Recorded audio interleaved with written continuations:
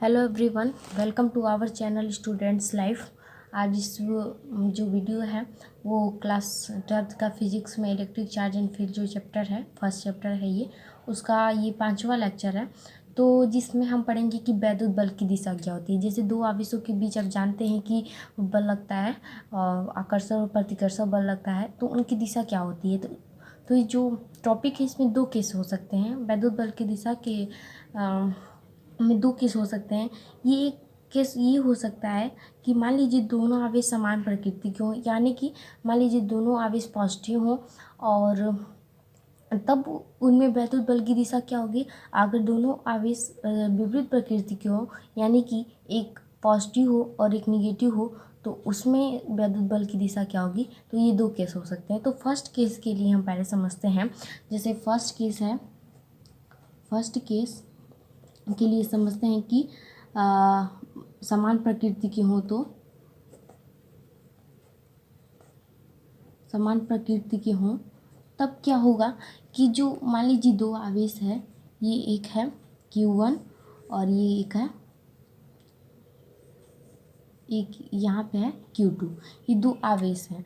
तो दोनों अगर मान लीजिए दोनों पॉजिटिव हैं, समान प्रकृति के हैं। इससे पहले तो केस फर्स्ट में हम समान प्रकृति के देख रहे हैं, तो दोनों समान प्रकृति, तो दोनों एक दूसरे को प्रतिकर्षित करेंगे, रिपेल करेंगे। तो क्या होगा कि इस जो आवेश है इसके कारण इस पर बल लगेगा इधर, इस दिशा की तरफ, इधर इस डायरेक्शन में, तो इधर लगेगा। तो हम यहाँ पे लिखेंगे F12। इसका मतलब क्या होता है कि पहले आवेश पर दूसरे के कारण बल लगना। यहाँ पे हम लिख देते हैं कि F12 हम जो लिख रहे हैं इसका मतलब होता है पहले आवेश पर बल, आवेश पर बल दूसरे के कारण, दूसरे के कारण। ऐसे इस पर ये भी इसको प्रतिकर्षित करेगा, रिपेल करेगा, तो इधर इस डायरेक्शन में इस पे बल लगेगा। तो इसको हम लिखेंगे F21, यानी कि इसका मतलब होता है F21 का होता है मतलब कि दूसरे आवेश पर बल पहले के कारण।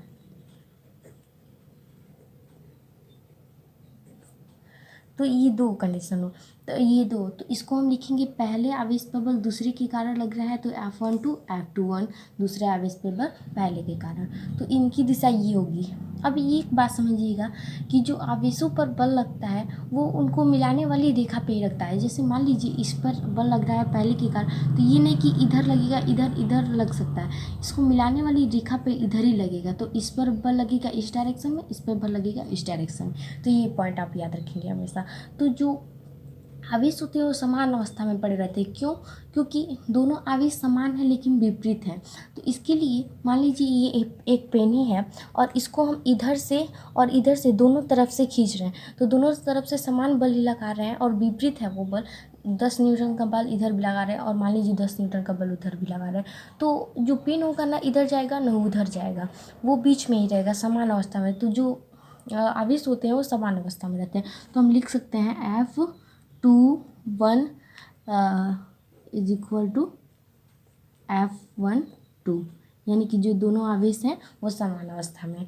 अब केस सेकेंड में हम समझेंगे। सेकेंड केस में क्या होता है, जब विपरीत प्रकृति के हों, विपरीत प्रकृति के हों तब क्या हो सकता है। तो इसको हम समझते हैं। तो मान लीजिए विपरीत प्रकृति के हैं, तो ये दो आवेश हैं, यहाँ पे समझते हैं हम, ये दो आवेश हैं, यहाँ पे +Q1 है और यहाँ पे है -Q1। ये दो आवेश हैं, विपरीत है। अब ये दूसरे को अट्रैक्ट करेंगे तो क्या करेगा, इस पे बल लगेगा इधर की तरफ, इधर की तरफ लगेगा। इसको हम क्या से लिखेंगे F12, ये हो गया। अब इससे बल लगेगा इस पर इधर की तरफ, तो इसको लिखेंगे F21, यानी कि दूसरे आवेश पर पहले आवेश के कारण बल लग रहा है।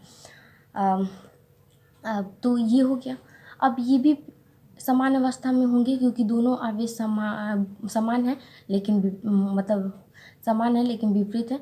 तो इसके लिए बराबर है दोनों आवेश और विपरीत हैं, तो ये जो आवेश होंगे ये समान अवस्था में होंगे। तो ये आपका क्लियर होगा कि वैद्युत बल की दिशा क्या होती है। अब नेक्स्ट टर्म हम पढ़ेंगे कि आवेशों पर लगने वाला मतलब आवेशों पर निर्वात में या हवा में या फिर माध्यम में लगने वाले बल की तुलना करेंगे हम, कि निर्वात में आवेशों पर बल कैसे कितना होता है और किसी माध्यम में कितना होता है। तो अब हम इस टॉपिक को समझते हैं कि आवेशों पर लगने वाले बल की तुलना। तो पहला टर्म ये समझिएगा आप कि जब हमने पढ़ा है अभी कि जब दो आवेश जो हैं निर्वात या हवा में हैं, हमने अभी पिछले टर्म पढ़ाया था, निर्वात या हवा में हो तो उनके बीच जो वैद्युत बल F इज इक्वल टू होता है, ऐसे F एयर यहाँ पे लिख देते हैं अपॉन एयर, और जो होता है 1/4 pi epsilon 0 Q1 into Q2 अपान R²। ये हमने फार्मूला पढ़ा वहाँ पे, इसको हम इक्वेशन फर्स्ट मान लेते हैं, इस इक्वेशन को, इस फार्मूले को। अब दूसरा टर्म ये देखते हैं हम कि जब दो आवेश माध्यम में हो तो उनके लिए भी हम फार्मूला पिछले वीडियो में आपको बताए थे कि जब दो आवेश माध्यम में हो तो F मीडियम, ऐसे F मिड लिखते हैं, F medium is equal to 1/4 pi epsilon 0 की यहाँ बताए थे हमने, जो कि है माध्यम की परावैद्युतांत है, ये हमने बताया था आपको वहाँ पे लास्ट वीडियो में, उसके एंड में हमने बताया था आपको। तो Q1 Q2 अपान R², ये हमने फार्मूला पढ़ा था माध्यम के लिए। ये इसको सेकेंड इक्वेशन हम मान लेते हैं।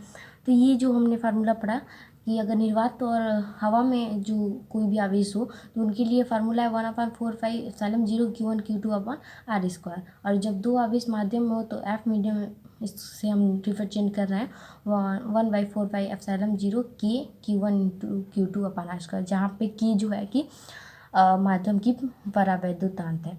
तो ये आपको समझ में आ गया। अब हम जो इक्वेशन फर्स्ट है उसको डिवाइड कर देते हैं इक्वेशन सेकेंड से।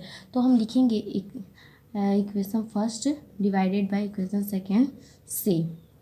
तो क्या होगा कि जो F जो एयर होगा upon F medium is equal to की हो जाएगा। कैसे हो जाएगा? क्योंकि ये सारे कैंसिल हो जाएंगे और 1/की नीचे बचेगा, की जब ऊपर जाएगा तो की हो जाएगा यहाँ पे। और हमने पढ़ा था कि अब यहाँ से हम F मीडियम निकाल लें, F मीडियम निकाल लें। अगर हम यहाँ पे F मीडियम निकालते हैं तो क्या होगा कि F एयर अपान की हो जाएगा, ये होगा। अब हमने पढ़ा था कि सभी हवा और निर्वात को छोड़कर सभी माध्यमों के लिए जो की का वैल्यू होता है वो 1 से बड़ा था, क्योंकि इज ग्रेटर देन 1 होता है, ये बताया था। तो अगर हम यहाँ पे की की जगह 1 से कुछ अधिक रखते हैं तो बड़े से भाग यहाँ पे देंगे, इससे बड़े से के भाग देंगे, यहाँ पे डिवाइड करेंगे इसको, तो क्या होगा कि इसका जो वैल्यू होगा इससे अधिक आएगा। तो हम क्या लिख सकते हैं, M मिड जो होगा हमेशा छोटा होगा F एयर से। यानी कि जो आवेशों के बीच जो बल लगता है, आवेशों के बीच जो वैद्युत बल मतलब बल लगता है जो, वो सबसे ज़्यादा निर्वात या फिर हवा में ही होता है। सबसे ज़्यादा आवेशों पे बल कहाँ लगता है? निर्वात या फिर हवा में। तो इतना सब आपको क्लियर है। तो अब हम नेक्स्ट पॉइंट पढ़ेंगे कि कूलाम के नियम के कुछ लिमिट होते हैं, उनको हम पढ़ेंगे कि क्या है कुछ कूलाम के नियम की लिमिट।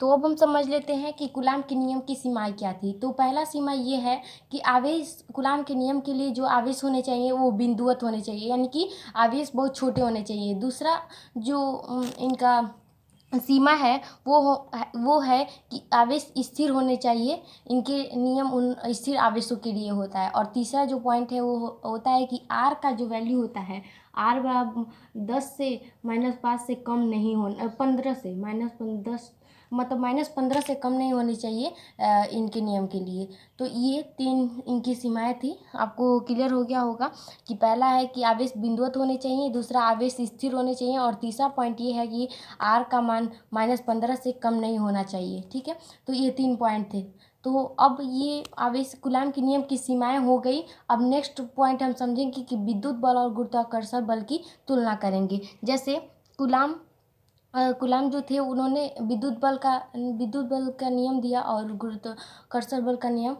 न्यूटन ने दिया था। तो इनके बीच इनकी मतलब विद्युत बल जो है, इलेक्ट्रिकल फोर्स और ग्रेविटेशनल फोर्स, इनके बीच हम कंपेयर करेंगे, इनकी तुलना करेंगे।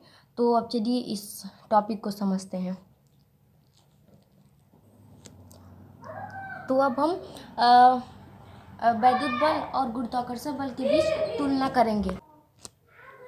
तो वैद्युत बल तो हमने पढ़ा ही था कि जो दो आवेशों के बीच लगने वाला वैद्युत बल होता है, दोनों आवेशों के गुणनफल के अनुक्रमानुपाती तथा दोनों उनके बीच की दूरी के व्युत्क्रमानुपाती होता है। वैसे ही गुरुत्वाकर्षण नियम भी ऐसे ही सेम रिलेटेड है, लेकिन वो गुरुत्वाकर्षण बल होता है जो दो वस्तुओं के बीच लगता है। तो न्यूटन ने ये नियम दिया था कि दो वस्तुओं के बीच में लगने वाला जो गुरुत्वाकर्षण बल होता है, दोनों वस्तुओं के बीच गुणनफल के अनुक्रमानुपाती और उनके बीच की दूरी के वर्ग के व्युत्क्रमानुपाती होता है।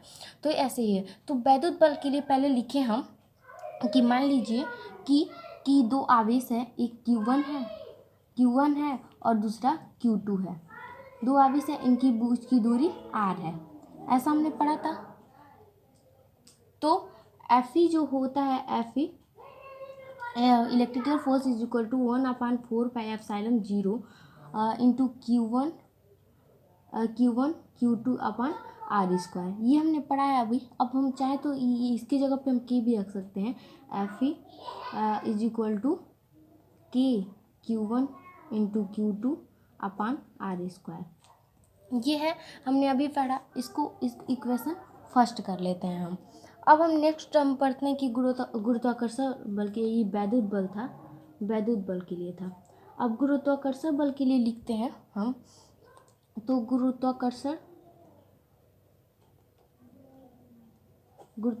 बल जो है, इसके लिए जो होता है कि Fg ग्रेविटेशनल फोर्स ऐसे लिखते हैं हम, जैसे m1 और m2 दो द्रव्यमान है और उनकी बीच की दूरी जो कि है r है। तो इसके लिए होगा Fg is equal to g, ये एक कांस्टेंट है g, जिसको गुरुत्वाकर्षण नियतांक कहते हैं, m1 into m2 upon r²।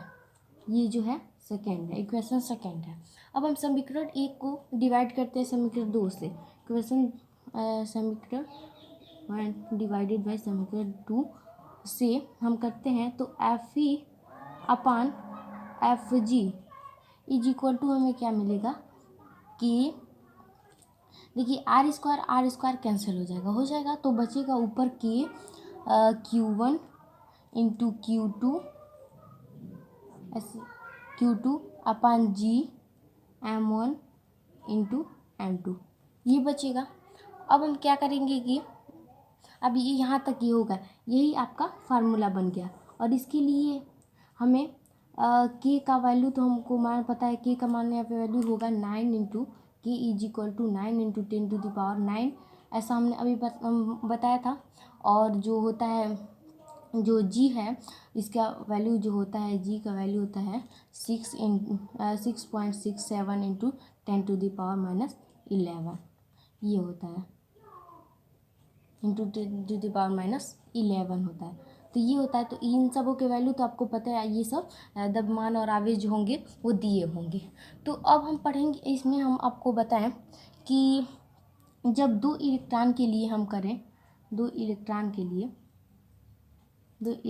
लिए अगर हम वैद्युत बल निकालें तो F का जो इसके लिए वैद्युत बल जो इलेक्ट्रिकल फोर्स आएगा ग्रेविटेशनल फोर्स के 10⁻43 गुना होता है।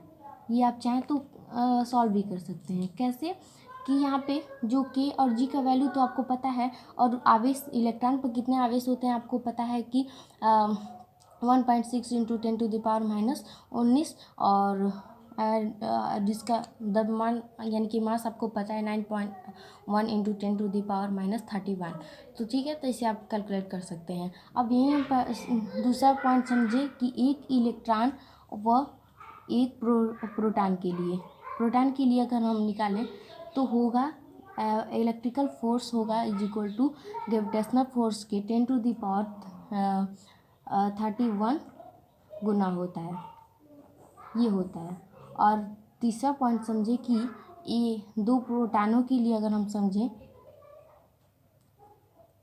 तो जो इलेक्ट्रिकल फोर्स होता है वो ग्रेविटेशनल फोर्स के 10⁻36 गुना होता है।